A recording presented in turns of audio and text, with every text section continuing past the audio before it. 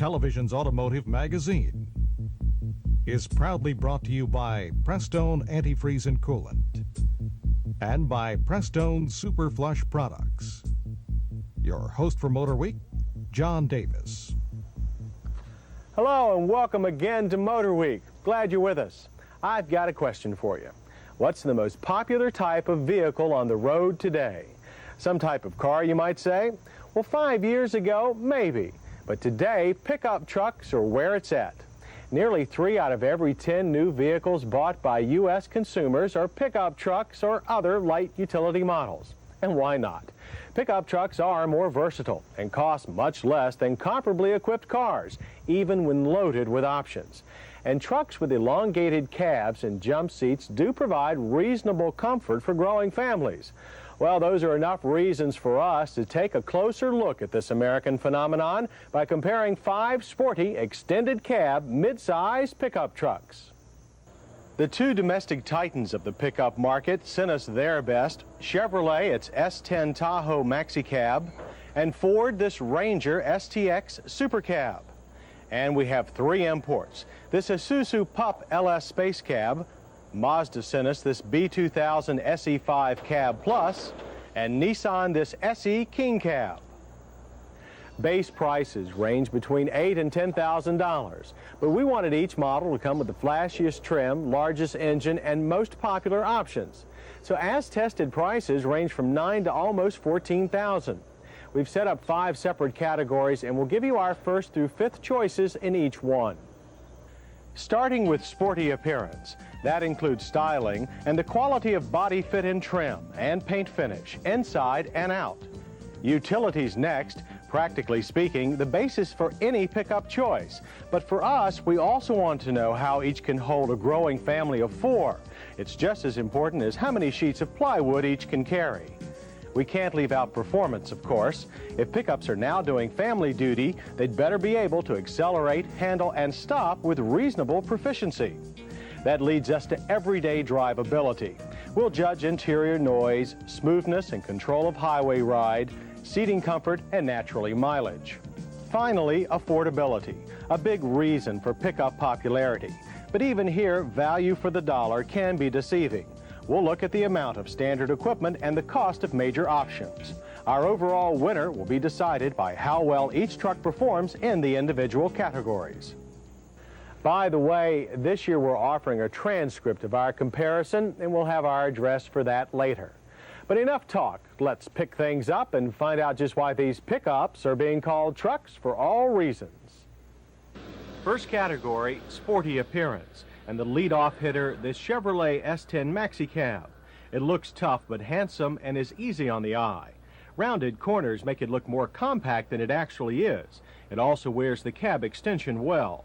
We like the Tahoe package, even if the metallic paint was splotchy and dull. Inside, the S10 is airy and expensive looking, and the novel instrument cluster is both original and functional.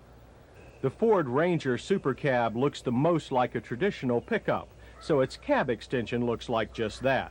The big chrome STX seems out of place in today's market. We did like the stripe package that goes with it, but not its exposed and uneven edges at the tailgate, nor the fact that the cargo box was offset to one side. The Ranger did have the best paint job, but those other quality flaws cost the Ranger a lot of points. The plastic wood interior also drew mixed reviews, yet the no-nonsense gauges were easy to scan. Isuzu's pickup has always been called the Pup. Our space cab, meaning spacious, looks tall, too much so for the low window line, so the overall styling looks unbalanced. Red space cab stripes are supposed to add a more sporting look, but end up being gaudy. On the other hand, the LS lower body panel and the tailgate graphics look just fine. Good paint job, too. The Pup's interior looks cheaper and more dated than the others, but dash controls are well integrated and the main cluster is clear with white on black markings.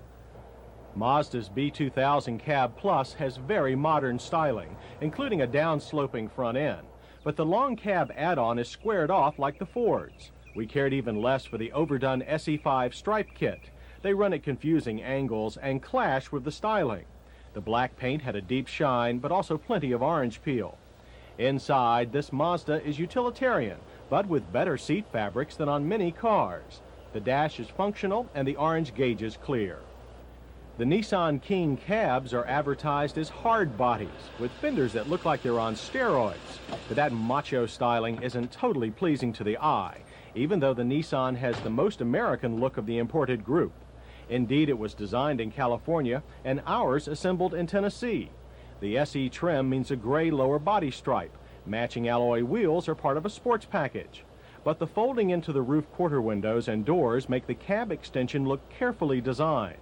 That spacious cab is well appointed, though like a lot of Japanese cars, the dash looks chopped up. Gauges are clear and, like the Mazdas, glaring with day-glow orange. Now, these smaller trucks may carry more folks than fiberboard, but utility is still a key category. The Chevy S10 Maxi Cab has a 6-foot 1-inch cargo box, but like the rest, it flunked the traditional 4 x 8-foot plywood test. It has the smallest standard payload, 1,000 pounds, but Chevy says that's 1,000 usable pounds, no matter how many heavyweight options like air conditioning you add. Our truck had extra cost side rails, and bedwall eye hooks are standard. Cargo room behind the seat is hurt by the small cup holding tray that actually houses tire tools. But Chevy can give you lots of interior storage space, a deep glove box, handy under-dash shelf, console well, and hard-sided door map pockets. The side-facing jump seats are twisted slightly to the front for better legroom, but we wish the side windows would open. The Ford Ranger Super Cab's cargo box is just over 6 feet long. Like the Chevy, the wheel wells are flat for easier loading. Standard payload, 1,330 pounds. It was the only truck to have post holes to hold on tall loads. With the STX trim, you get a cargo light and a cargo cover for hiding valuables behind the seat, in space that was the most usable of the group. There's a shelf above the deep glove box, along with useful door pockets. It's easy getting into the side-mounted jump seats, but like the Chevy, the side windows are fixed. Our Isuzu Space Cab has a slightly longer cargo box than Ford or Chevy's. Payload rating is 1,600 pounds, but that includes riders, and it decreases as you add options. Like all 5, it has tie-downs in the bed walls.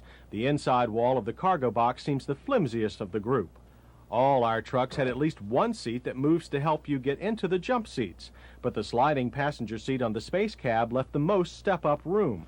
The tall roof means lots of headroom, but there's not much room for wider bodies.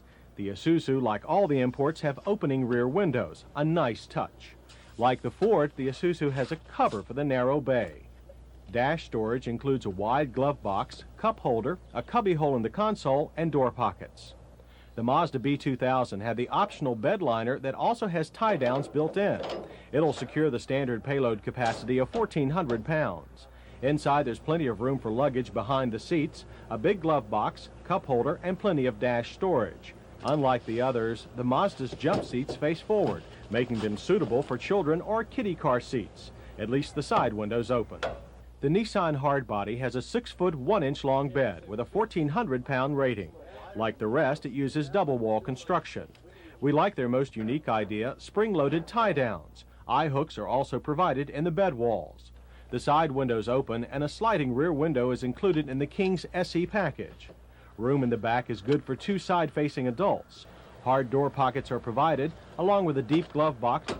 Storage behind the seat was among the best of the group, but we did miss a cargo cover. Since light trucks often substitute for passenger cars these days, performance is more and more important. Not many come close to good car performance, but our crop of extended cabs shows the gap is closing. Chevy's S10 Maxi Cab is the first of the V6 contingent, with a throttle body injected 2.8-liter connected to a 4-speed automatic. It discharges a peak of 125 horsepower and 150 pound-feet of torque. But it's slow to rev, which left it with only a 3rd place finish in the 0 to 60 contest at 12.8 seconds. However, it was also slow to downshift, so its 5.5-second passing time tied for last. That's still within an acceptable range. Handling was somewhat more unsettling. Lots of plow caused heavy steering in transitions. However, it did act extremely stable, and the rear end never once came unglued. Braking performance was reasonable, if not exceptional, with some rear lock and slide. Stopping distances after 6 tries were 136 feet. Pedal pressure was good with little fade. The Ford Ranger was up next, powered by a multi-point fuel-injected V6 rated at 140 horsepower and 170 pound-feet of torque. With marginally the strongest and the smoothest engine in our test, it was no surprise that it was also the fastest, 0 to 60 12.5 seconds. Even with its 4-speed automatic, passing was only a shade slower than the best manual at 4.7 seconds. Its Eagle GT tires, which come with the STX package, also helped its handling. The unloaded rear was docile. Our only real complaint was power steering that couldn't keep up with fast wheel cutting. Brakes were extremely easy to control with only minor rear lock. The 135-foot stopping distance fell midway in the pack. Our Isuzu Space Cab came equipped with a 2.3-liter 4-cylinder rated at 96 horsepower with 123 pound-feet of torque.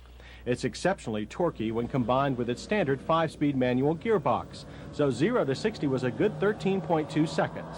Passing time was best of the group, 4.3 seconds. Handling was expectedly lazy with lots of roll, but some felt it was more nimble than the two American-made trucks. The rear end never felt like it would become uncontrollable without plenty of warning. But braking was less impressive, with some lock and rear end slide. The Pup's 137-foot stopping average from 55 was worst of the group, but that's still only 5 feet longer than the best. The Mazda SE5 had the smallest engine, a 2-liter 4-cylinder with output of only 80 horsepower and 110 pound-feet of torque. But even though its 0 to 60 time was the slowest at 13.9 seconds, it made a stronger showing in passing at 5.1 seconds. The light over the front wheels engine probably had a lot to do with the Mazda being judged our best handler. It was very nimble and could be driven most like a car. Brakes were good too. It tied with the best for the shortest distance at 132 feet. There wasn't any noticeable rear end lockup or instability, but there was more brake fade than on the other pickups. Nissan makes the only V6 powered import truck using a detuned version of the overhead cam 3-liter found in the 300ZX.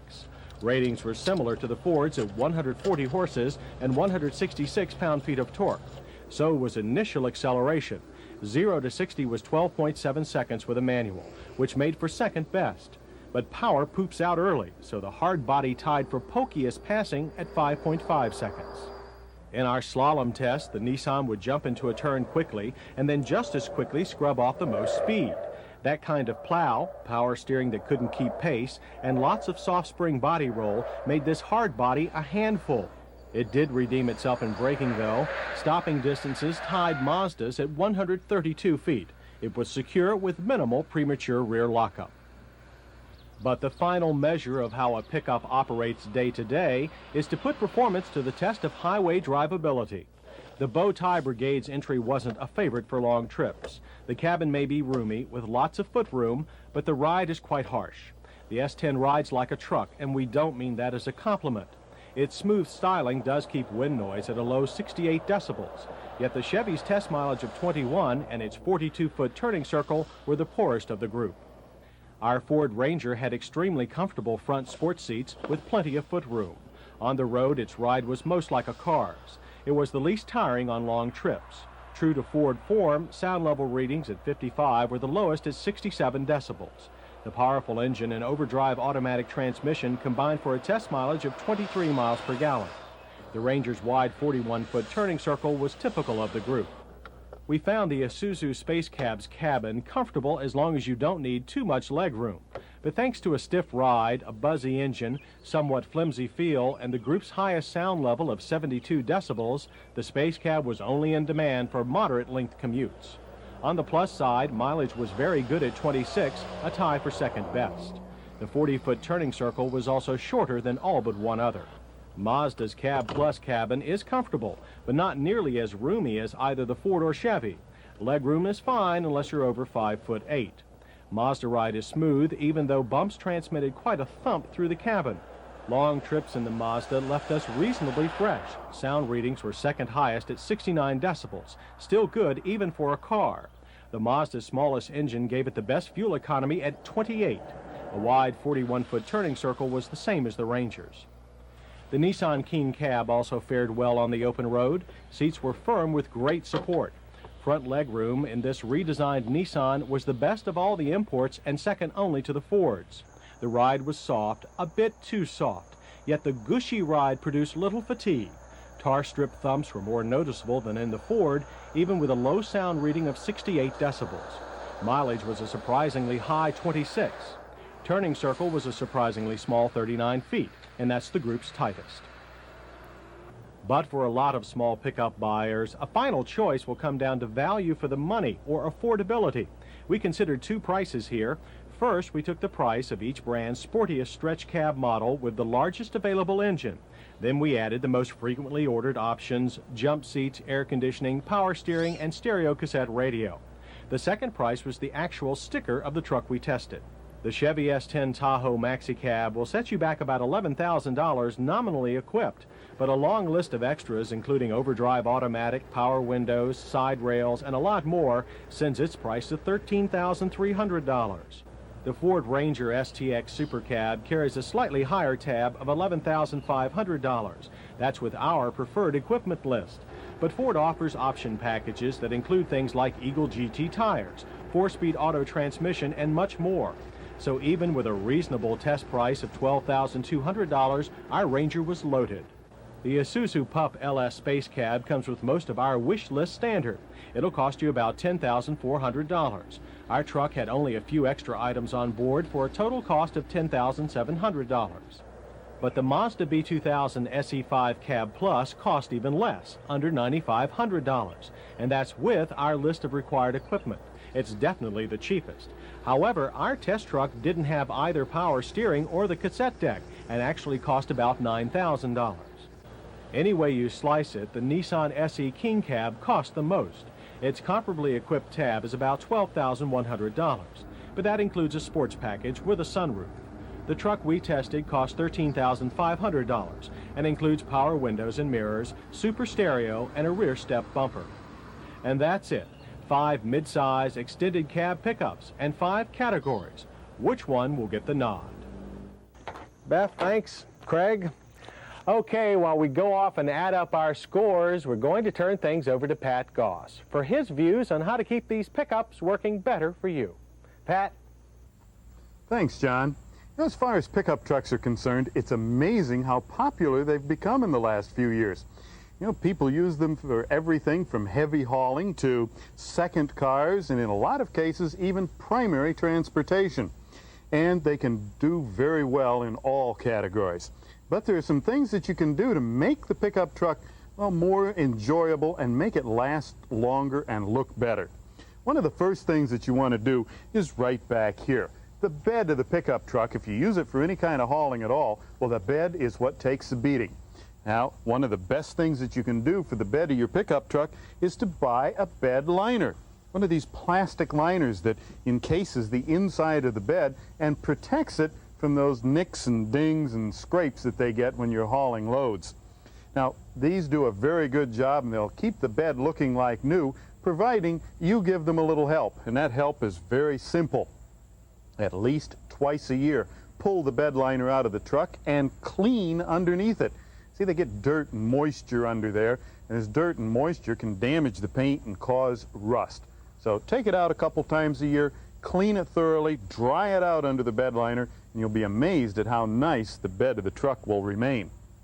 Now, the next thing that you have that really takes a beating on a pickup truck, well, that's the tailgate itself, right along the top of it. Heavy loads and long loads lots of times wind up laying on the top of the tailgate, and they get dented. Well, here's a stainless steel protector that goes over the top of the tailgate, and this is what takes the beating instead of the tailgate. Keeps it looking good, keeps it fitting good so that it'll open and close properly, generally throughout the life of the truck. Now, we're talking about loads in the vehicle. One of the things that you have to make sure of is that you load the vehicle properly, and that is to get your load toward the front of the pickup bed. Or better yet, keep it as centered as you can ahead of the axles of the car. Don't take a load such as we have here and put it clear at the back of the bed, because this puts a tremendous strain on the rear springs. It also makes the vehicle quite difficult to steer. So you want the load toward the front. Now, along with this, you may wind up with something that's bulky, such as we have here, and you don't want this load shifting. That could be damaging to whatever you're carrying. It also could be very dangerous for you in the pickup cab. So one of the things that you want to do is to make sure that any bulky load, that it's tied down. And you can do that with tie downs such as we have here. These are standard equipment on some pickup trucks. They're optional on others, but then there are some where you can't even get them.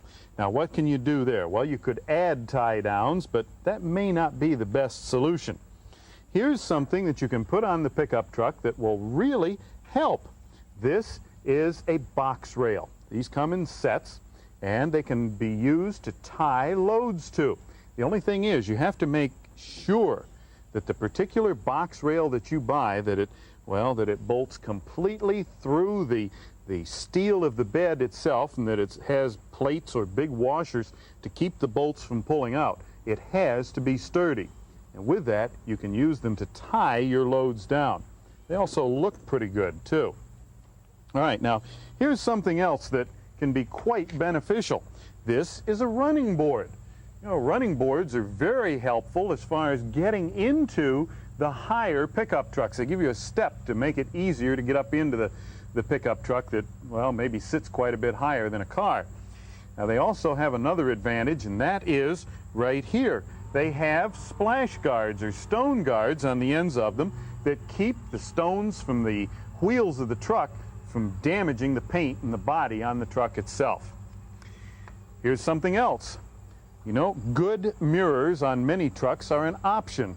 If you're ordering a new truck, make sure that you get the good truck mirrors. You know, if your truck doesn't have them, you might want to add them to it. They're available aftermarket, and they're vitally important for the safe operation of the truck. You have to be able to see properly in order to make lane changes and so on. And here's something that is very popular. We're seeing a lot of these days. This is a bug deflector. Fits on the hood of the vehicle and helps keep the bugs off of the windshield. Well, it also has a much more important function, and that is it helps protect the pickup truck windshield from stones. See, stones are very prone to hitting truck windshields because they're more vertical than they are on a passenger car. And here's something that's really slick. For years, we've had sliding rear windows in pickup trucks that open to allow ventilation. Well, here's one that is electrically operated, and the entire window goes up and down for good ventilation. Really nice accessory to put on your particular truck. Okay, now you can take all of these things, or any portion of them, you can put them together to make your pickup truck a real joy to own and drive. Thanks, Pat. And now for our summary, the results of each of our 5 categories and our overall winner. In our first category, sporty appearance, the Chevrolet S10 Maxi Cab looked the part best. And even with its confusing stripes, the Mazda B2000 Cab Plus was next. It was followed closely by the macho Nissan King Cab, the Ford Ranger Super Cab, and the Isuzu Pup Space Cab. For utility, we picked the most traditional truck in the group, the V6 Ford Ranger. It barely beat the new Nissan King Cab and a domestic rival, the Chevrolet S10. In the battle between 4 cylinders, the Isuzu topped the Mazda. The performance prize also went to a 6-cylinder truck, the same one in fact. The Ford Ranger's top acceleration and good combination of handling and brakes made it the leader of the pack. The Mazda's fine handling was enough for second spot. Chevy, Nissan, and Isuzu filled out the order. In drivability, the Ranger, with its excellent comfort and quiet ride, copped first place again. The Nissan notched up a solid second, though, followed by Mazda, Chevy, and Isuzu in that order. As for affordability, first place choice is no surprise. It's the inexpensive Mazda Cab Plus. Dollar for dollar, the most for the least. The Ford Ranger slipped, but only to second. Nissan's higher-priced packages dropped it to third, a slightly better value than the Isuzu Space Cab or the last-place Chevy S10. And that brings us to the overall winner. As you can probably tell, most category rankings were very close, the closest of any comparison test we've done. Differences between any of them will pretty much be a matter of buyer taste, but there has to be a winner here. And there is, with 3 first-place finishes in utility, performance, and drivability. It's the Ford Ranger STX Super Cab. Next, with a top spot in value, the Mazda B2000 SE5 Cab Plus. Nissan chalked up 3rd place, with the SE King Cab finishing near the top in both utility and drivability. The Chevy S10 Tahoe Maxi Cab was tops in appearance, but it lost ground in value and drivability and came in 4th. Last but hardly least, the Isuzu Pup LS Space Cab. It's a useful design, and even with its 5th place finish, it has a lot to offer. We don't mind telling you that this was the toughest comparison we've ever done. But if you'd like to linger a while longer over our results, you can send for a transcript of our pickup comparison. Just send $3 to MotorWeek Pickup Test, Owings Mills, Maryland, 21117. That's $3 to MotorWeek Pickup Test, Owings Mills, Maryland, 21117. So good hauling, and we'll see you.